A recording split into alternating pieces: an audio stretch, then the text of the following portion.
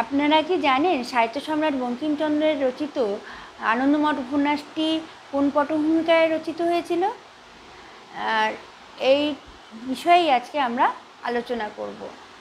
এই উপন্যাসটি একটি দেশাত্মবোধক উপন্যাস, আর এটি প্রকাশিত হয় 1882 সালে। একদিকে 76-এর মন্বন্তর, অন্যদিকে সন্ন্যাসী বিদ্রোহের পটভূমিকায় এই উপন্যাসটি রচিত হয়। আনন্দমঠ উপন্যাসে আমরা দেখতে পাই এক সম্ভ্রান্ত দম্পতি মহেন্দ্র সিং এবং কল্যাণী দেবী মন্বন্তরে সর্বস্বহারা হয়ে শহরের উদ্দেশ্যে পথে নামেন এবং পথে কল্যাণী দেবী দল থেকে বিচ্ছিন্ন হয়ে পড়েন এবং ভয়ে তিনি জ্ঞান হারান। আর সেই সময় স্বামী সত্যানন্দ কল্যাণী দেবীকে উদ্ধার করেন। আর অনেক ঘাত প্রতিঘাতের পরে মহেন্দ্র সিং এবং কল্যাণী দেবীর মিলন ঘটে। এই ঘটনা বিস্তারিত জানতে কিন্তু আপনাদের অবশ্যই পড়তে হবে আনন্দমঠ উপন্যাসটি।